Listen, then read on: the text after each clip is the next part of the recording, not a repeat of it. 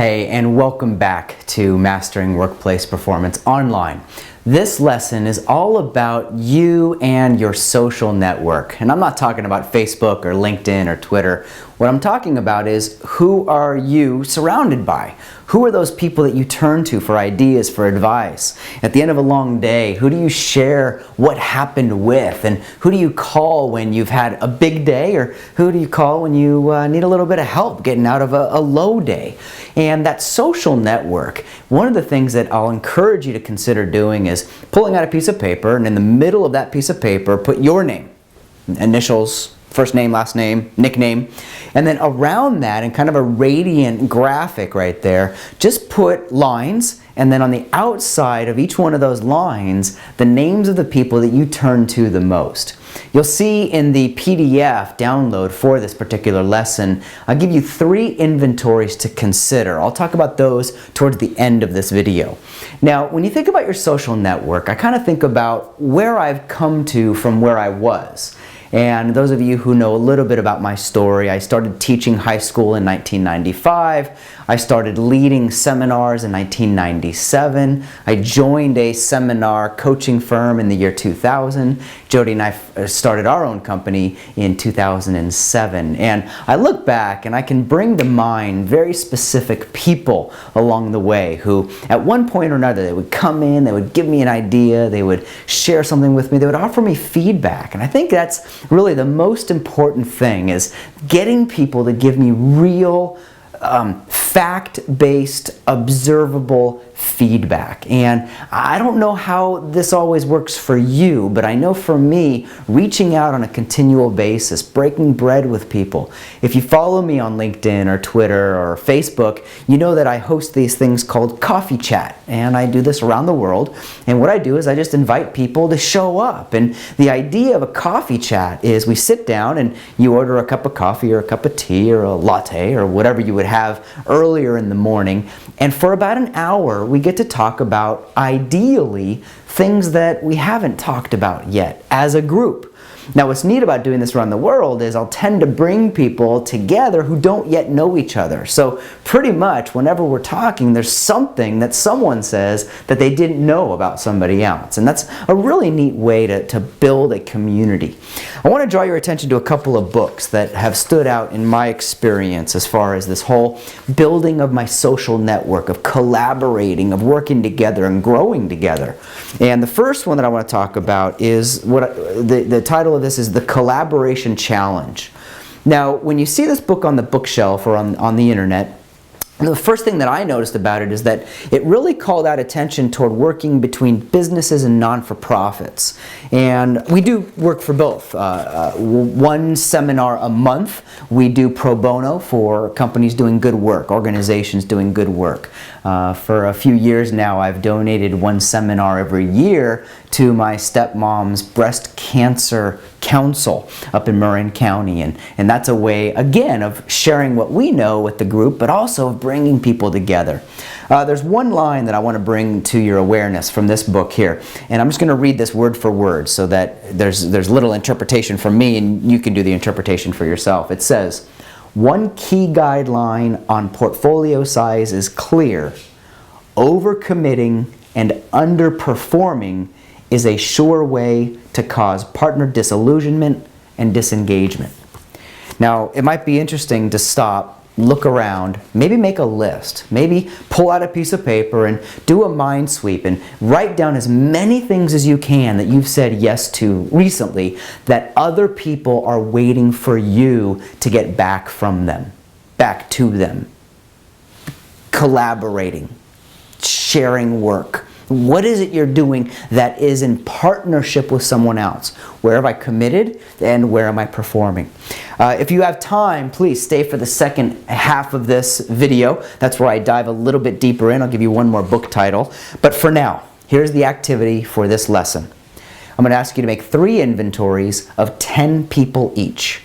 Inventory number 1, make a list of your coaches, your advisors, your mentors. List number 2, 10 people that you spend the most time with at work and in life. Inventory number 3, people that you've not yet met face to face, but influence you through their writing, through their acting, through their community involvement. Make those 3 inventories and then ask yourself, how can I use that social network to move forward, move further, and move faster? So that's the deal. In 5 minutes, I like to give the executive summary for each lesson. If you have some more time, give me 8, 9, 10 more minutes. I'll dive in a little bit more, tell you a couple of stories, and perhaps drop in a couple of actions or activities that you could try. I've already given you a couple to think about. Number 1 is to make that influence mind map, right? Put your name in the middle of a page, go around your name with little lines, and then spiral around there. Who influences you? I remember reading a book years ago called The Multiple Streams of Income by a guy named Robert Allen, and I had this image in my head that I would have this multiple streams where I'd look up at a mountain and I would see all the streams coming down, and each one would be a different kind of income. And then I started thinking about this more and more, and what I realized was, instead of thinking about the streams coming down, if I were standing on top of the mountain and I were watching these streams start, I'd see one go over there, and I'd see one go over there, and I'd see one go over there. But I always wondered, what sits at the top? Well, if I think about my multiple streams of influence, I think about the people who influence me.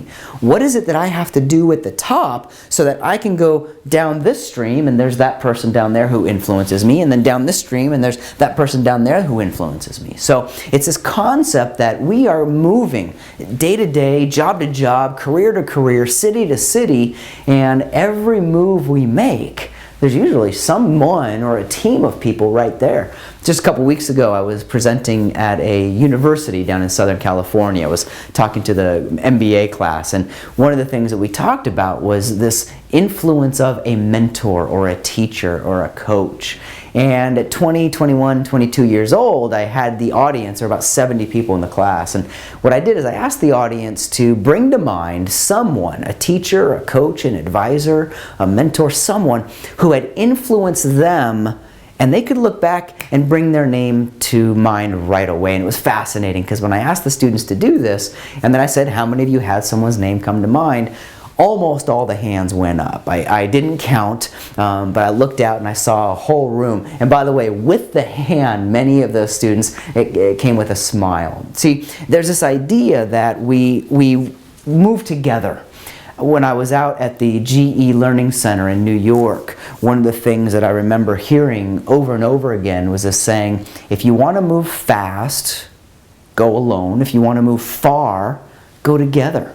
And so who can I go together with? How can I go out and find some people, meet some people, or tap into the people that I already know? I promise I'd give you another book, and here's the one that has been really top of mind for me lately. I got to meet Keith for lunch in New York a couple weeks ago. We've done a couple of things together. I did a presentation for his online university. So much like you're here for Mastering Workplace Performance, the Keith Ferrazzi Institute has a whole online course, an online class, and I got to do a short presentation for that. And here's a line from Never Eat Alone that is very appropriate for this discussion about network and building your social network and hanging out with people who are going to move you, who are going to go with you, who are willing to see you get big. I'm going to come back to that in just a moment. Here's the line. What will set you apart from everybody else is the relentlessness you bring to learning and presenting and selling your content. Now, no matter what we do, when we show up, there we are, right? We have us. We have what happened to us recently. We have what has influenced us over our life. We have our goals and our objectives. And when we sit down with people, there's a piece of advice that I got from a mentor of mine many years ago who said, Jason, spend, if you can, as much or more time being interested than being interesting.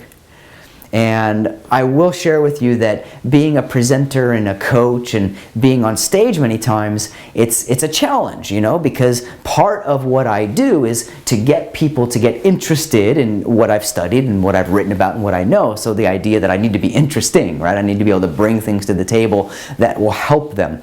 But I also know that it's absolutely critical that I be interested, that I can sit down and ask a question. And I think that was what was so exciting for me about the conversation that I had with Dan Pink, that hopefully you've downloaded or watched that video on YouTube, that when we got to talk for those 15 minutes, I was working to be interested and trying to dig into the roots of motivation and influence and drive, the title of his book. I promised you I'd come back to a topic, and that is this one. There's probably a lot of ways to say this. It's been very big in my own career, and that's the question, how big will the people around you let you get? And I know it's not a safe question. It's really not a, how do you say, it's a little bit weird. It's a little bit off. It's a little bit uncomfortable, because the last thing I want to do is sit down with a mentor of mine and ask her or him, hey, are you going to let me get big? But we really need to step back and ask ourselves that question. And speaking from experience, I've worked with people, I've had advisors and coaches and mentors and teachers, and what I realized was that as I was growing, there was what seemed to me a subjective uncomfort level with how big I was getting. And so what I want you to do is to take a look back at that sheet that you made, where your name is in the middle and the names of the people are around that piece of paper. And instead of worrying about, who might be offended if you get too big, or who might get weird if you get too successful, instead of focusing on who might go that way, instead pick two people who absolutely categorically, without doubt, are willing to see you get huge, willing to see you move forward, fast, far, and really in the direction that is you. When I step back and I think about the potential that lies, the potential of opportunity out there, it really is, to me, it's amazing. It's stunning. You start surfing the web, or you watch news at one night, or you open up the newspaper. There's so many things I could get involved in. There's so many people that I could meet. Now, I want to talk about one more little topic. I've got a few more minutes here, and that's another semi-uncomfortable topic. But my thinking is, why don't we address the uncomfortable topics so that when we get there, we're prepared for them? There's another kind of outside-the-box idea that the people who you reach out to for the first time, whether that's a warm introduction, someone introduces you, whether it's a hot introduction where you're sitting next to each other in a seminar and the presenter says, introduce yourself to each other, or whether it's cold. I write one card a day. You know that about me. I do one handwritten card every day. It's a thank you card, a gratitude card, a hello card, a congratulations card. And in a month, I'll probably send anywhere from 10 to 15 of those cards to people that I've not yet met. If I'm reading an article in the newspaper about someone who's being recognized in their community for something big, even here in Ojai, it's a small town of 8,000 people, I'll still reach out. I'll send a congratulations card to them. I don't know them yet. Now, I'm not expecting a note in return. That's that expectation anticipation line that we're going to talk about in another lesson.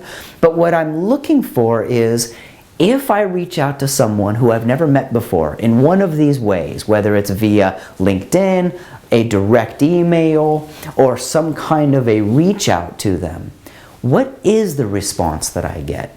I'll tell you, most of the time, it's zero. And I've just made that okay. I'm going to send a letter to someone. I'm going to send a note to someone. I remember I was in Washington, D.C. last fall, and I went to a seminar that was a day and a half long. There were 15 speakers. When I got back to the hotel that stay, I actually wrote 15 one-page letters. And each person got their own individual letter. And I did a sharing. I said, I attended your presentation. Here's what I learned. Here's what I thought. Here's what I got from that. And of 15 handwritten letters that were highly individualized that I sent out to these people saying thank you, and here's what I gained, and here's what I learned, I got zero response back. And you'll notice I'm saying that with a smile because it wasn't about the response. For me, it was an arbiter. It was kind of a measurement, because in the past several years, I've been doing this for about 15 years now, when someone does reach back in, I automatically feel they're my people. They get me. So if I could say one thing to end this little video, when you think about your social network, the people who are going to get you the furthest, the fastest, to get you to be your best, it's going to be the people who get you. So go out, invite them to coffee, invite them to lunch, write them a letter, see if you can spend some time with them, and please let us know how it goes.